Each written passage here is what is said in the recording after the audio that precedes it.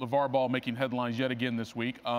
First announced that his sons, Melo and Jello, will go to Lithuania to begin their professional careers instead of Jello staying at UCLA and Melo playing high school somewhere else.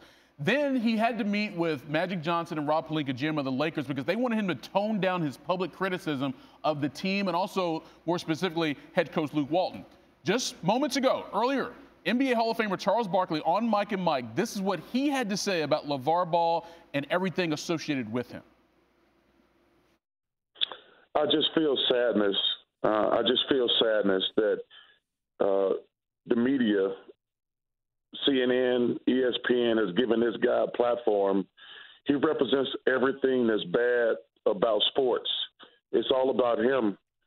You know, I just feel bad for those kids because, you know, everybody talk about he might be a good father, this and that. No, he's not. He's just exploiting his kids. His kids, I love the kid playing for the Lakers. I don't know the other two kids. He's all about big baller brand. He has no foreseeable talent. He's trying to make money on his kids. And I just feel sadness for those kids because they're going to do whatever he tells them to do. And I just don't like the guy at all, plain and simple. And don't tell me he's a good father. Just because you exploit your kids trying to make money because you have no talent, that does not make you a good father. That makes you exploiting your kids. And I don't like the guy at all, and I wish they would quit putting him on television because he has no talent whatsoever. Okay, that was Charles on Golick and Wingo this morning. Steve?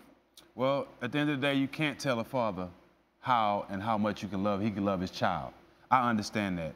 But I also understand what Chuck's saying and how you not respect Chuck. I think for the most part, he is going overboard. You know, when it comes to the point where your son is getting drafted by a great organization by the Los Angeles Lakers, when it comes to the point where he's drafted second by the Los Angeles, and Magic is accepting him and speaking highly of him, the last thing you want to do is get a call from the Lakers saying you need to tone it down because you're taking away from everything your son is getting blessed with. You're taking away from him growing as a player, and you're shining a negative light on him and putting more pressure on him that he needs. Even with taking your kids out of college and sending them overseas, that's your decision. But if this decision is not a decision that the kids want or is best for them, then what are you doing? You know, I covered the NBA for a long time, and I can tell you, the family section after every game, you hear the most criticism of the teams from family members and those around those players. You were in the league.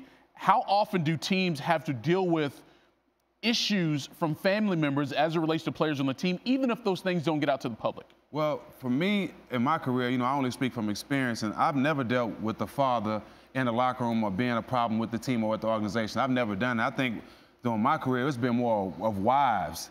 You know, guys dealing with wives and wives asking for things or wanting to be more important than the player in times like this and not really be involved in the organization. But I've never been in a situation where dad had to be told to tone it down, especially in the NBA, because at this point, all these guys are men. And experience is the best teacher. So I think he needs to let him grow on his own and have his own bumps in the road to be able to play, to be the player he wants to be coming in the near future. Yeah, well, we'll see how it continues to play out because everyone has said the nicest things to say about Lonzo Ball, which is a complete comparison to his father LaVar, but nonetheless, it's LaVar who gets most of the attention.